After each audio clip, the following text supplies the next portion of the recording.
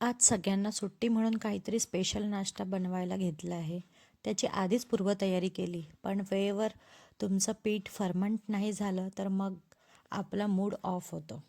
मग अशा वेळेला तुमचा मूड ऑफ होऊ नये त्यासाठी मी तुमच्यासाठी एक अशी परफेक्ट रेसिपी घेऊन आलेली आहे, की जी तुम्ही माझ्या ट्रिकने बनवाल तर तुमची रेसिपी कधीच फेल होणार नाही. मी जी ट्रिक सांगितली आहे त्या ट्रिकनुसार जर तुम्ही तुमचं पीठ फर्मेंट कराल, ते मग इडलीचं असो, डोसा किंवा मग ढोकळा यापैकी कुठलंही पीठ असो, ते व्यवस्थित फर्मेंट होईल. फक्त तुम्ही माझ्या रेसिपीला शेवटपर्यंत बघा, म्हणजे तुम्हाला सगळ्या टिप्स मिळतील. कितीही कडाक्याची थंडी का नसो, पण तुमचं पीठ हे 100% फर्मेंट होईल. चला तर मग आपण रेसिपीला सुरुवात करूया. इथे मी ढोकळा बनवणार आहे आज. इथे आपण मेजरमेंट बघूया. इथे मी एका पातेल्यात डाळ तांदूळ भिजवणार आहे. त्यासाठी मी इथे ग्लास वापरलेला आहे. याऐवजी तुम्ही या प्रकारे एक वाटी पण घेऊ शकता किंवा मग एक कप घ्या किंवा मग मी ग्लास वापरत आहे.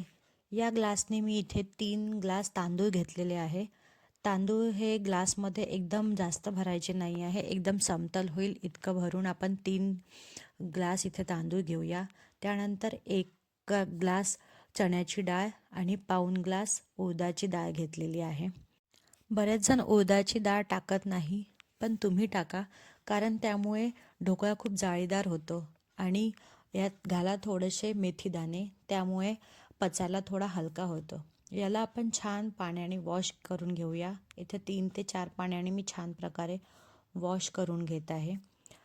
तुम्ही याला जितकं जास्त वेळ भिजत घालाल तितका तुमचा फ पीठ हे आहे फर्मेंट व्हायला मदत होईल. इथे मी ओव्हरनाईट याला भिजत ठेवणार आहे. तुमच्याकडे इतका वेळ नसेल तर तुम्ही कमीत कमी 5 ते 6 तास तरी याला भिजत ठेवा. इथे बघा ओव्हरनाईट मी भिजत घातलेलं आहे. आता आपण बघूया. बघू शकता तुम्ही डाळ तांदूळ किती छान प्रकारे फुलल्या गेलेल्या आहे. मी तुम्हाला तोडून दाखवते. हे बघा इझिली तुटत आहे, म्हणजे हे छान प्रकारे भिजल्या गेलेले आहे. आता आपण याला वाटूया. मी इथे छोट्या पॉटमध्ये वाटत आहे, कारण आपल्याला खूप फाईन पेस्ट पाहिजे. खूप असं जाडसर याला वाटायचं नाही आहे, एकदम बारीक असं आपण याला वाटून घेऊया. जर तुम्हाला इन्स्टंट ढोकळ्याची रेसिपी पाहिजे असेल तर ती पण माझ्या चॅनलवर आहे. तुम्ही माझ्या चॅनलवर जाऊन बघू शकता. इथे बघा आपलं वाटण हे थोडंसं जाडसर आहे. त्यात आपण पाणी घालूया, पण आपल्याला तेच पाणी वापरायचं आहे जे आपण डाळ तांदूळ भिजत ठेवलेलं होतं. त्यामुळे पीठ आणखी चांगल्याने फर्मेंट व्हायला पण मदत होईल. इथे बघू शकता असं आपल्याला बारीक असं पेस्ट करायचं आहे. या प्रकारे आपण पूर्ण डाळ तांदूळ वाटून घेऊया. लक्षात ठेवा, जाडसर वाटायचं नाही आहे आपल्याला हे पूर्ण बारीक होतपर्यंत वाटून घ्यायचं आहे. शक्यतो हे पीठ एका हवाबंद डब्यात पॅक करून ठेवा. यासाठी तुम्ही गंज वापरू नका. एखादा असा स्टीलचा किंवा प्लास्टिकचा डब्बा वापरा, ज्याला की असं लीड असेल, आणि हा डब्बा जिथे ऊन असेल अशा ठिकाणी ठेवा, म्हणजे की उन्हामुळे ते फर्मेंट होईल. किंवा ते पण नसेल तर तुम्ही या प्रकारे एक शॉल किंवा स्वच्छ टॉवेल असा डब्याला लपेटून त्याच्या बाजूला एक गरम पाण्याचा ग्लास ठेवा, म्हणजे की तुमचं पीठ व्यवस्थित फर्मेंट होईल. ते पण नसेल करायचं तर तिसरी ट्रिक म्हणजे एखादा रिकामा डब्बा घ्या, त्यात हा डब्बा टाका आणि त्याला व्यवस्थित कवर करून साईडला ठेवा. 100% तुमचं पीठ हे फर्मेंट होईल. मी अशा प्रकारे डब्यात ठेवलेलं आहे आज. चला तर तुम्हाला दाखवते मी ओव्हरनाईट ठेवल्यावर. आता हे पीठ काढून दाखवते की कशा प्रकारे फर्मेंट झालेलं आहे. तुम्ही बघू शकता इथे पीठ किती छान प्रकारे फर्मेंट झालेलं आहे. मी तुम्हाला चम्मचने चालवून दाखवते. इथे बघू शकता तुम्ही किती जाळीदार असं हे पीठ फुललेलं आहे. माझ्या या 3 ट्रिकपैकी तुम्ही कोणतीही ट्रिक वापरून तुमचं पण पीठ असंच फर्मेंट करू शकता. ढोकळ्यासाठी एक वाटण तयार करू. त्यासाठी मी इथे मिक्सरच्या जारमध्ये 5 ते 6 लसूण पाकळ्या, 2 ते 3 हिरव्या मिरच्या आणि थोडंसं कोथिंबीर वाटून घेतलेलं आहे. हे मिश्रण आपण ढोकळ्याच्या पिठात टाकून त्याला छानपैकी मिक्स करून घेऊ. सोबतच टाकूया आपण थोडीशी हळद. हळद टाकल्यानंतर आपण यात टाकूया चवीपुरतं मीठ आणि थोडंसं वरून पाणी घालूया. पाणी घालून याला मिक्स करून घेऊ. त्यानंतर आपण याच्यात टाकणार आहोत 3 ते 4 चम्मच तेल. तेलामुळे कोरडेपणा जाणवत नाही खाताना. आणि 1 वाटी इथे मी दही टाकत आहे. ढोकळा हा थोडासा आंबटच छान वाटतो, म्हणून याच्यात मी दही वापरत आहे. जर याऐवजी तुमचं इडली किंवा डोस्याचं बॅटर असेल तर त्याच्यात तुम्हाला दही वापरायची गरज नाही. इथे एका साईडला मी एका कढईत थोडं पाणी टाकून त्यावर अशी एक जाळी ठेवली आहे.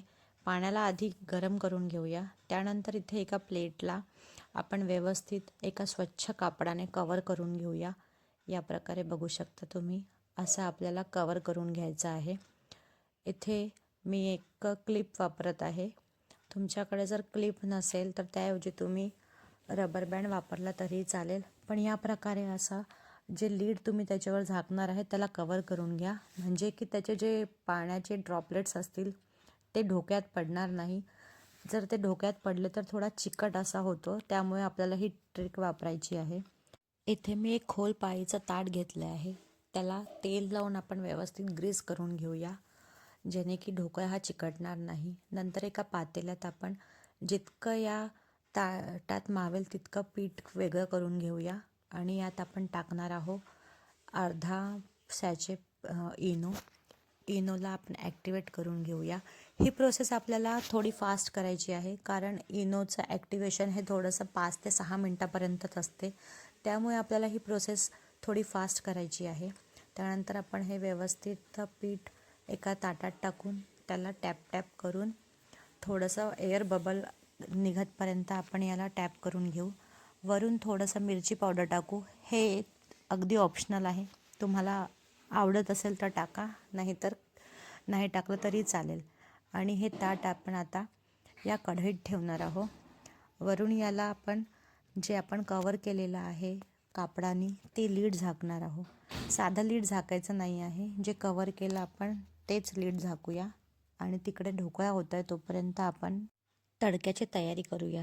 त्यासाठी मी इथे तडका पॅनमध्ये थोडंसं तेल घालते. त्यानंतर तेल झालं की आपण यात घालूया थोडं जास्तच राई. राई छानपैकी तडतडली की आपण यात घालणार आहोत थोडासा हिंग. हिंग अगदी चिमूटभर इथे वापरायचा आहे, जास्त घालायचं नाही. हिंग घातला की आपण इथे गॅस बंद करूया. गॅस बंद करून आपण यात कढीपत्ते टाकणार आहोत, नाहीतर हे खूप उडतात. त्यामुळे आपण इथे गॅस बंद करूया. त्यानंतर कट केलेल्या हिरव्या मिरच्या गरम तेलातच टाकायचे आहे.